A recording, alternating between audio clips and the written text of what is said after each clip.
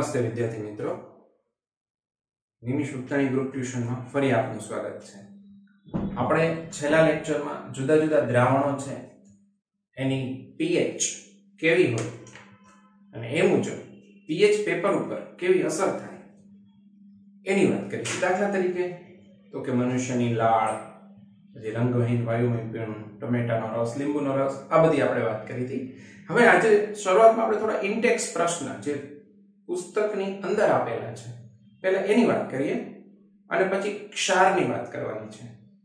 સૌથી પહેલી વાત કે ભાઈ બે દ્રાવણ છે, દ્રાવણ A અને B। દ્રાવણ A ની pH 6 છે અને દ્રાવણ B ની pH 8 છે। તો કયું દ્રાવણ વધારે એસિડિક અને કયું દ્રાવણ વધારે બેઝિક? આપણી પાસે બે દ્રાવણ છે, જો દ્રાવણ A અને દ્રાવણ B।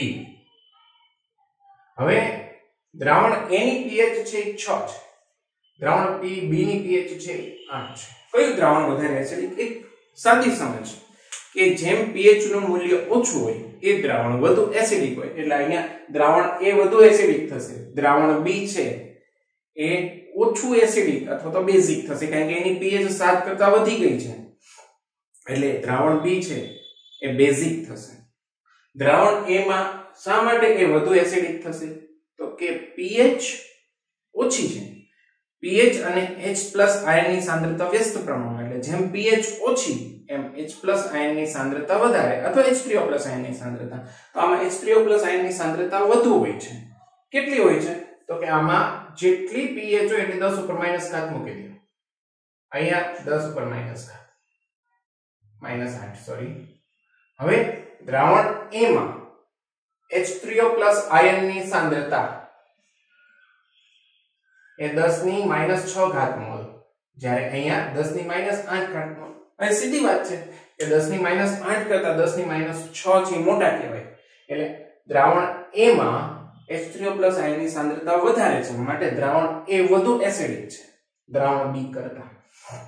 કેટલો વધારે એસિડિક આવું પૂછે તો આવી સમજ હોય તો જ્યારે બે દ્રાવણની pH આપે ત્યારે પહેલા pH નો તફાવત ગણવાનો। pH નો તફાવત કેટલો થાય છે? તો કે 2, 6 અને 8 વચ્ચે 2 નો તફાવત, જેટલો તફાવત થાય એટલે 10 ઉપર ઘાત મૂકી દો તો જવાબ આવે 100। એટલે દ્રાવણ A છે એ દ્રાવણ B કરતા 100 ગણું વધારે એસિડિક થાય। ખાસ સમજો, બે pH આપેલી હોય ત્યારે કયું દ્રાવણ વધુ એસિડિક અને કેટલા ગણું? કયું દ્રાવણ વધુ એસિડિક તો તમને તરત ખબર પડી જાય, જેની ઓછી pH હોય વધુ એસિડિક, પણ કેટલા ગણું? તો એ જે બે pH છે એનો તફાવત લેવાનો અને એ જે તફાવતનો જે જવાબ આવે એટલે 10 ની ઘાત કરવાની, એટલા ગણું। જો તફાવતનો જવાબ 3 આવ્યો તો 10 ની 3 ઘાત એટલે 1000 થાય, તો 1000 ગણું એસિડિક થાય। આ રીતે આપણે દ્રાવણની pH છે એની ઉપરથી પ્રશ્નને સમજી શકીએ। હવે બીજું કે ભાઈ H+ આયનની સાંદ્રતા છે દ્રાવણના સ્વભાવ પર શું અસર કરે? તો સીધી વાત છે, જેમ H+ આયનની સાંદ્રતા વધારે હોય એમ દ્રાવણ વધુ એસિડિક હોય, અને જેમ H+ આયનની સાંદ્રતા ઓછી દ્રાવણ એટલું ઓછું એસિડિક અથવા વધુ બેઝિક। જેમ H+ આયનની સાંદ્રતા વધુ એમ દ્રાવણ વધુ એસિડિક, જેમ H+ આયનની સાંદ્રતા ઓછી એમ દ્રાવણ બેઝિક। હવે બીજી મહત્વની વાત કે ભાઈ શું બેઝિક દ્રાવણમાં H+ આયન હોય? તો કે હા, બેઝિક દ્રાવણમાં H+ આયન હોય, પણ બેઝિક દ્રાવણમાં OH- આયનની સાંદ્રતા વધુ હોય, એનું પ્રમાણ વધુ હોય, એટલે દ્રાવણ બેઝિક સ્વભાવ દર્શાવે। અને છેલ્લો એક ઇન્ટેક્સ પ્રશ્ન છે કે ભાઈ કોઈ ખેડૂત છે એ જમીનમાં એને ક્યારે લાઈમ અથવા ફોડેલો ચૂનો અથવા ચાક ઉમેરવો પડે? તો હવે તમે જ વિચારો કે લાઈમ, ફોડેલો ચૂનો કે ચાક, આ ત્રણ બેઝિક પદાર્થો છે। બેઝિક પદાર્થ જમીનમાં ક્યારે ઉમેરવો પડે? ક્યારે આપણે બેઝિક પદાર્થ જમીનને આપવો પડે? તો કે જમીન છે એસિડિક હોય ત્યારે, કારણ કે વધારાના એસિડનું તટસ્થીકરણ કરવું પડે। તો જમીન ક્યારે એસિડિક હોય? તો જ્યારે જમીનની pH 7.3 કરતા વધુ હોય। આવી ગયો આપણે, જમીનની pH 6.5 થી 7.3 ની વચ્ચે હોય તો એ સારી કહેવાય વનસ્પતિ માટે, વૃદ્ધિ અને વિકાસ માટે, પણ જે જમીનની pH 7.3 કરતા વધી જાય એવી જમીન છે એ એસિડિક બેઝિક હોય। મારી ભૂલ થાય છે અહીંયા કે ભાઈ જે જમીનની pH 6.5 કરતા ઓછી હોય, જે જમીનની pH 6.5 કરતા ઓછી હોય એ જમીન એસિડિક થશે.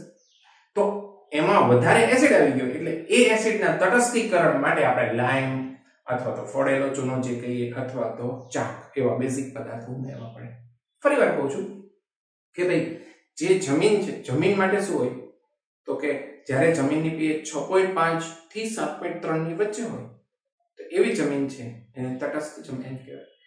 તટસ્થ તો નહીં પણ વનસ્પતિના વૃદ્ધિ અને વિકાસ માટે સારી જમીન કહેવાય. હવે જો જમીન છે એની pH 7.3 કરતા વધી જાય તો એવી જમીન બેઝિક થાય. પણ જો જમીનની pH 6.5 કરતા ઓછી થઈ જાય તો એવી જમીન એસિડિક કહેવાય. તો એવી એસિડિક જમીનમાં એસિડ વધુ થઈ ગયો હોય એને કારણે એ વધારાના એસિડને તટસ્થ કરવો પડે અને એને કારણે એમાં બેઝિક પદાર્થો ઉમેરવા પડે.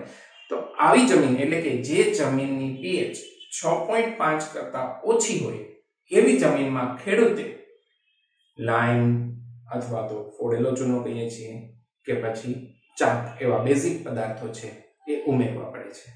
તો આ થઈ ઇન્ટેક્સ પ્રશ્નોની વાત. હવે આજે આપણે ક્ષારની વાત કરવાની છે. તમે જાણો છો કે એસિડ અને બેઝ વચ્ચે પ્રક્રિયા થવાથી ક્ષાર અને પાણી બને તો એ ક્ષાર. તો એ જે ક્ષાર બને છે એ કેવા બને, એ સ્વભાવે કેવા હોય? શું ક્ષારની pH છે એ એસિડિક pH કે એસિડ કે બેઝની જેમ કે તટસ્થ છે હોય છે? શું ક્ષાર સ્વભાવે એસિડિક હોય? શું ક્ષાર સ્વભાવે તટસ્થ હોય કે એસિડિક હોય? કેવો હોય ક્ષાર? તો સીધી વાત છે કે જ્યારે પ્રબળ એસિડ અને પ્રબળ બેઝ વચ્ચે પ્રક્રિયા થાય ને ત્યારે જે ક્ષાર બને, પ્રબળ એસિડ અને પ્રબળ બેઝ એની વચ્ચે પ્રક્રિયા થાય ત્યારે જે ક્ષાર બને એ તટસ્થ બનશે. જ્યારે એસિડ પ્રબળ હોય અને બેઝ નિર્બળ હોય તો એ બે વચ્ચે પ્રક્રિયા થશે ત્યારે જે ક્ષાર બનશે એ પ્રબળ એસિડ હોવાને કારણે થોડોક એસિડિક હશે એટલે એની pH 7 કરતા થોડી ઓછી હશે. પણ જો એસિડ નિર્બળ હોય અને બેઝ પ્રબળ હોય, સમજો એસિડ નિર્બળ અને બેઝ પ્રબળ આ બે પ્રક્રિયા કરે ત્યારે જે ક્ષાર બને એ પ્રબળ કોણ હતું તો કે બેઝ. તો જે ક્ષાર છે પણ બેઝિક હોય અને એની pH છે 7 કરતા વધુ હોય કારણ કે બેઝિક જે પદાર્થ હોય એની pH 7 કરતા વધારે હોય છે. તો આ રીતે કયો ક્ષાર બને છે, કયા એસિડ અને કયા બેઝમાંથી બને છે એ મુજબ એક ક્ષારની pH છે એ નક્કી થાય છે, એનો એસિડિક કે બેઝિક સ્વભાવ નક્કી થાય છે. હવે ઘણા બધા ક્ષારો એવા હોય કે એમાં કાં તો ધન આયન કાં તો ઋણ આયન કોમન હોય, સામાન્ય હોય એટલે સમાન હોય. એટલે સમાન ધન આયન કે સમાન ઋણ આયન ધરાવતા ક્ષાર હોય એને ક્ષાર પરિવાર કહેવામાં આવે. સમાન ધન આયન અથવા સમાન ઋણ આયન ધરાવતા ક્ષારોને ક્ષાર પરિવાર કહેવાય. હું ફરી કહું છું, સમાન ધન આયન અથવા સમાન ઋણ આયન ધરાવતા, સમાન ધન આયન અથવા સમાન ઋણ આયન ધરાવતા ક્ષારોને ક્ષાર પરિવાર કહેવાય. હવે અહીંયા આપણે ક્ષાર પરિવારની વાત કરીએ તો કે દાખલા તરીકે ક્લોરીન માટે આપણે લખીએ તો NaCl, KCl. જુઓ આ ક્લોરીન છે બેમાં આ ક્ષાર પરિવાર થઈ ગયો ક્લોરીનનો, ક્લોરાઇડ આયનનો. એવી રીતે SO4 માટે આપણે ક્ષાર પરિવાર બનાવવો હોય તો કે CaSO4, MgSO4, CuSO4. તો આ SO4 સલ્ફેટ સમૂહ માટે ક્ષાર પરિવાર થયો. તો આ રીતે આપણે ક્ષાર પરિવાર છે એ બનાવી શકીએ. હવે દરિયાના પાણીમાં કયા કયા ક્ષારો ઉભરેલા હોય છે તો કે દરિયાના પાણીમાં તો કે NaCl છે, મીઠું NaCl એટલે KCl છે, NaBr છે, KBr છે, NaIO2 સોડિયમ આયોડેટ. આવા ક્ષારો ઉભરેલા હોય NaCl, KCl, NaBr, KBr, NaIO2 એટલે કે સોડિયમ આયોડેટ. આવા ક્ષારો છે એ દરિયાના પાણીમાં ઉભરેલા હોય છે. તો આ રીતે ક્ષારની આપણે વાત કરીએ છીએ. હવે તો કે અહીંયા આગળ મહત્વની એક બાબત આવે છે કે રોક સોલ્ટ કોને કહેવામાં આવે? ખનિજ ક્ષાર. ખનિજ ક્ષાર કોને કહેવાય? તો કે દરિયાનું જે પાણી હોય એમાં ક્ષારો દ્રાવ્ય થયેલા હોય. આ દરિયાના પાણીમાં દ્રાવ્ય ક્ષારોને ઘન ક્ષારમાં નિક્ષેપિત કરતા મોટા મોટા સ્ફટિકો અશુદ્ધિઓને લીધે કથ્થાઈ રંગના બને છે.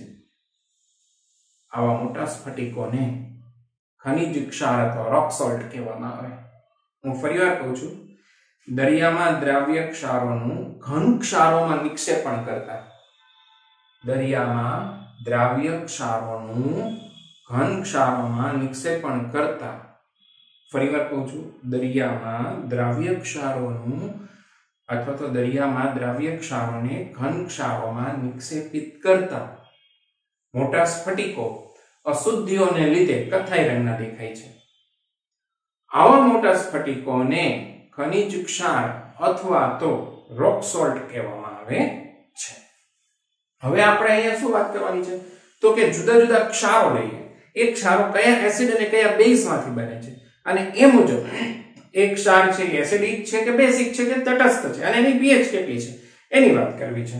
તો આપણે આખો કોઠો બનાવીએ કે આપણે સૌથી પહેલા લઈએ ક્ષાર,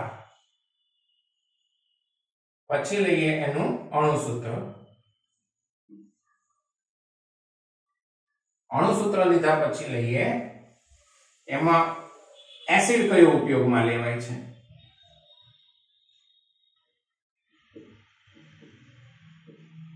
પછી બેઝ કયો ઉપયોગમાં લેવાય છે,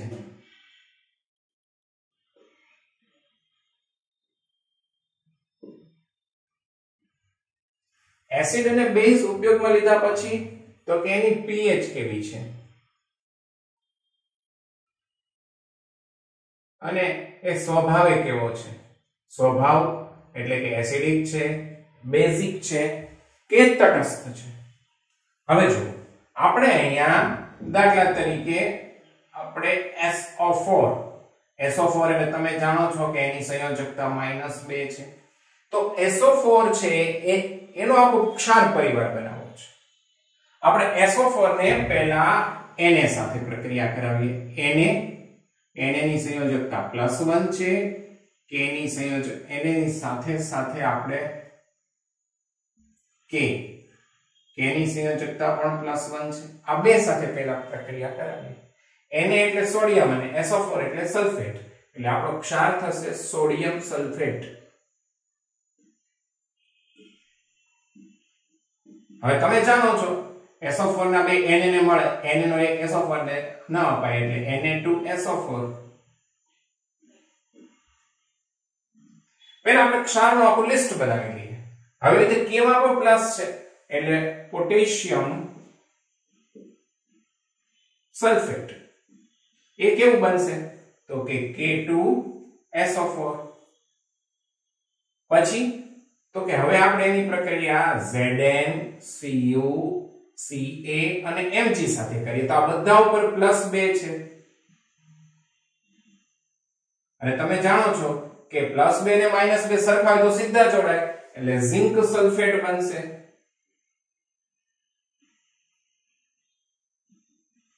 ZnO. પછી તો કે કોપર સલ્ફેટ બનશે.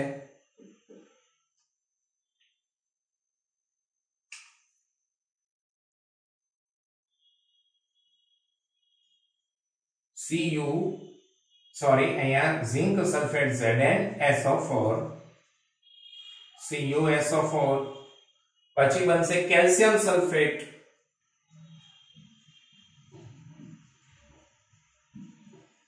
એ પણ સીધા જોડાશે CaSO4. પછી બનશે મેગ્નેશિયમ સલ્ફેટ. એ પણ સીધા જોડાશે MgSO4. તો આ સલ્ફેટ માટે આપણે કર્યું. હવે આ રીતે આપણે ક્લોરીન માટે કરીએ Cl-. આની સાથે આપણે NH4 ને જોડીએ અને Na ને જોડીએ તો +1 ને -1 એટલે સીધા જોડાશે એટલે સોડિયમ ક્લોરાઇડ એક બનશે. Na અને Cl જોડાય સોડિયમ ક્લોરાઇડ NaCl. પછી બનશે NH4+ એટલે એમોનિયમ ક્લોરાઇડ.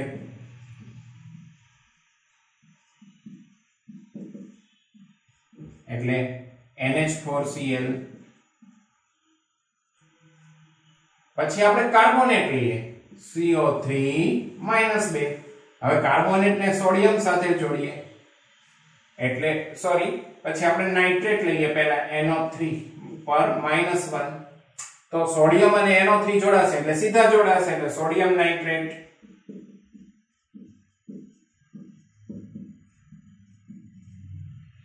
NaNO3 એવી રીતે NO3 છે એ પોટેશિયમ સાથે જોડાય તો +1 ને -1 એટલે સીધા જોડાઈ જાય પોટેશિયમ નાઇટ્રેટ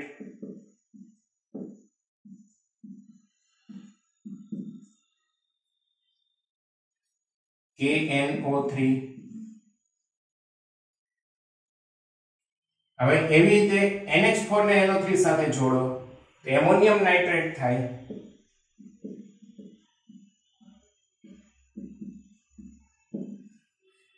NH4 NO3 હવે આપણે કાર્બોનેટ લઈએ તો કાર્બોનેટ એટલે CO3 -2 CO3 ઉપર -2 તો હવે આને સોડિયમ સાથે જોડીએ એક કાર્બોનેટ લઈએ એક હાઇડ્રોજન કાર્બોનેટ HCO3 ઉપર માઈનસ અને એક લઈએ CH3COO ઉપર માઈનસ અને એસિટેટ કહેવાય તો આ ત્રણેયને આપણે સોડિયમ સાથે જોડી દો પહેલા તો સોડિયમ કાર્બોનેટ સાથે જોડાશે કાર્બોનેટ ઉપર 2 છે ને સોડિયમ ઉપર 1 છે એટલે આના કાર્બોનેટના બે સોડિયમ ને મળશે એટલે સોડિયમ કાર્બોનેટ કેવું બનશે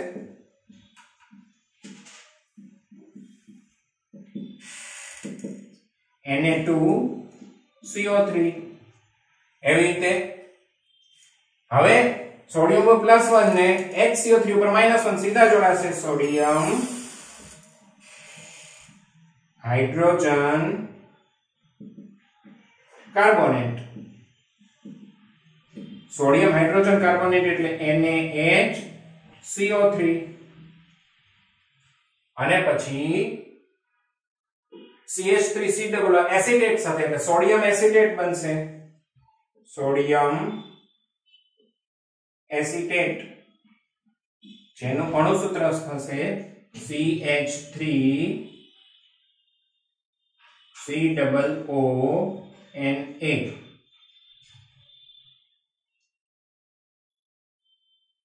તો આ આપણે બધા ક્ષાર બનાવ્યા હવે આ ક્ષાર છે એક ક્ષાર કયા એસિડ અને કયા બેઝ છે એમાંથી બને છે એ નક્કી કરવું છે આપણે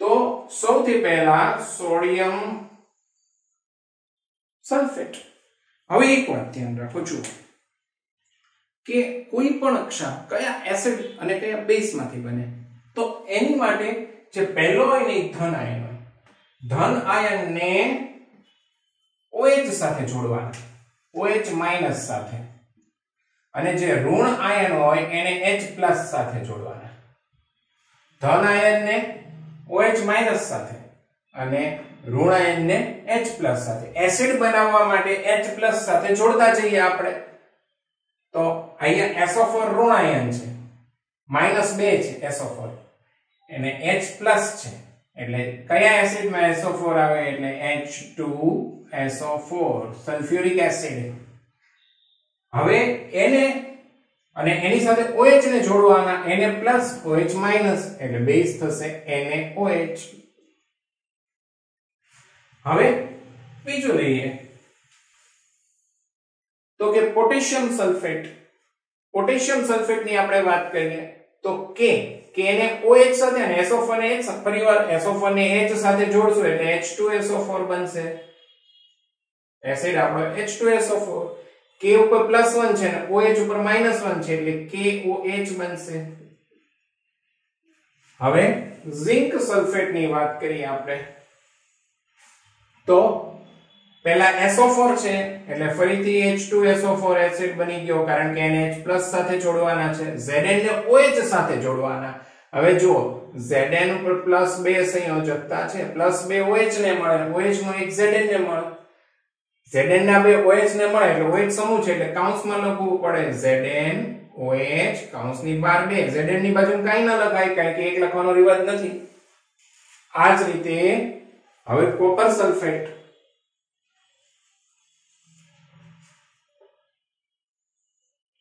તો કોપર સલ્ફેટ છે એમાં પાછું SO4 એટલે એસિડ આપણો H2SO4 થશે, SO4H સાથે સંયોજાય એટલે કોપર CuOH સાથે સંયોજાશે એટલે OH ની સંયોજકતા -1 ને Cu ની +2 તો OH ને 2 મળશે એટલે CuOH પેલા આમ લખવાના, Cu ની 2 સંયોજકતા આને મળે એટલે આને કાઉન્સ કરી અને 2 OH નો એક આની બાજુ નહીં લખવાનું.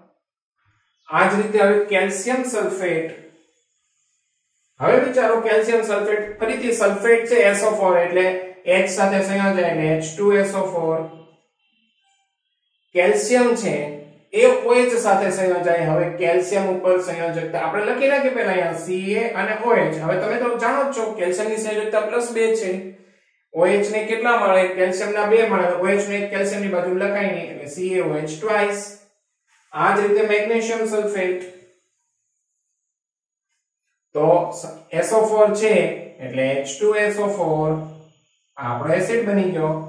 MgOH સાથે સંયોજાશે, સેમ વસ્તુ Mg અને OH. હવે OH ઉપર 1 છે અને Mg ઉપર 2 છે એટલે Mg ના 2 OH ને આપી દો, OH નો એક લખવાની જરૂર નથી. હવે NaCl, હવે Cl H સાથે સંયોજાય એટલે HCl બને, આ આપણો એસિડ. Na છે OH સાથે સંયોજાય એટલે NaOH બને. હવે એમોનિયમ ક્લોરાઇડ તો કે Cl પાછો H સાથે સંયોજશે એટલે HCl અને NH4 ઉપર +1 છે એ OH ઉપર -1 સાથે સંયોજાય એટલે NH4OH. આ જ રીતે સોડિયમ નાઇટ્રેટ તો NO3 છે એ H+ સાથે સંયોજશે એટલે HNO3, NO3 ઉપર -1, H ઉપર +1, NaOH સાથે સંયોજાશે એટલે NaOH +1 -1 છે એટલે. હવે પોટેશિયમ નાઇટ્રેટ કેવી રીતે બને, NO3 છે એ H+ NO3 પર -1 એ H+ સાથે સંયોજાય એટલે HNO3.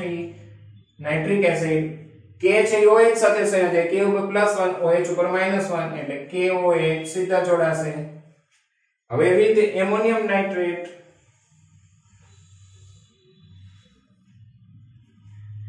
NO3 છે એટલે HNO3 બનશે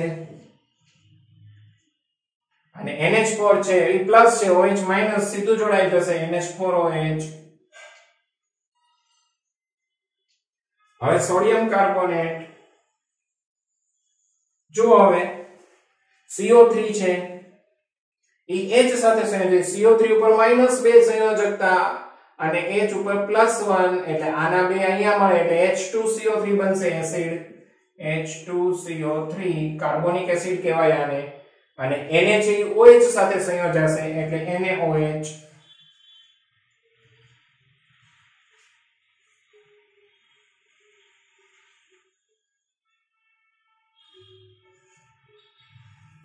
હવે સોડિયમ હાઇડ્રોજન કાર્બોનેટ, હવે અહીંયા જોઈ લો NaHCO3, Na છે એ OH સાથે સંયોજાય એટલે આપણો બેઝ તો થઈ ગયો NaOH અને આ H સાથે સંયોજાય એક H છે ને બીજો H આવે એટલે H2CO3. અને હવે છેલ્લું સોડિયમ એસિટેટ, Na છે OH સાથે સંયોજાય એટલે NaOH અને CH3COO છે H સાથે સંયોજાય એટલે CH3COOH અને એસિટિક એસિડ કહેવાય.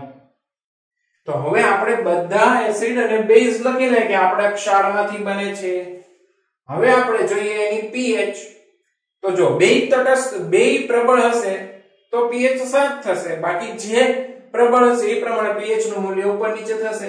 દાખલા તરીકે H2SO4 અને NaOH બેય પ્રબળ છે એટલે pH 7, H2SO4 અને KOH બેય પ્રબળ છે એટલે pH 7, H2SO4 પ્રબળ જ્યારે બેઝ નિર્બળ, એસિડ પ્રબળ હોય એટલે pH less than 7, H2SO4 પ્રબળ અને બેઝ નિર્બળ એટલે pH less than 7. આ પ્રબળ એસિડ આ નિર્બળ બેઝ એટલે less than 7, પ્રબળ એસિડ નિર્બળ બેઝ એટલે less than 7 pH, પ્રબળ એસિડ પ્રબળ બેઝ એટલે કે pH 7, પ્રબળ એસિડ નિર્બળ બેઝ એટલે less than 7.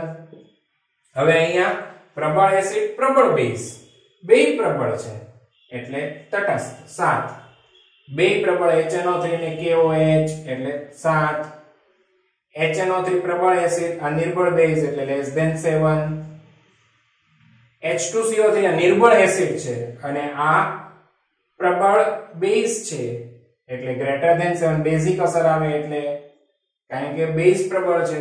અહીંયા પણ બેઝ પ્રબળ છે. H2CO3 નિર્બળ એસિડ છે અને NaOH પ્રબળ બેઝ છે એટલે ગ્રેટર ધેન 7 થશે એની pH. અને નિર્બળ એસિડ અને અહીંયા નિર્બળ એસિડ છે, પ્રબળ બેઝ છે. નિર્બળ એસિડ ને પ્રબળ બેઝ હોય એને કારણે બેઝિક અસર આવે એટલે ગ્રેટર ધેન 7. હવે આપણે જોઈએ તો એનો સ્વભાવ કેવો થાય તો કે જ્યાં 7 હોય એ સ્વભાવ તટસ્થ. pH 7 એટલે તટસ્થ. તો બધા 7 માં તટસ્થ આવશે. બીજે ક્યાંય છે 7 તટસ્થ. તટસ્થ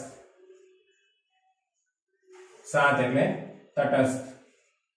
હવે જ્યાં pH 7 કરતા ઓછી હશે એ એસિડિક થશે એટલે અહીંયા 7 કરતા ઓછો એટલે એ ક્ષાર છે એસિડિક થાય.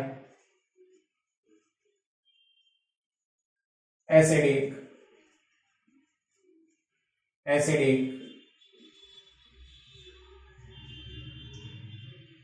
આ પણ એસિડિક થશે. હવે તો કે જે અહીંયા પણ એસિડિક જ થશે અને જે ક્ષાર છે એની pH 7 કરતા વધી જાય બેઝિક થાય એટલે છેલ્લા 3 છે એ બેઝિક થશે કારણ કે એની pH 7 કરતા વધી ગઈ છે.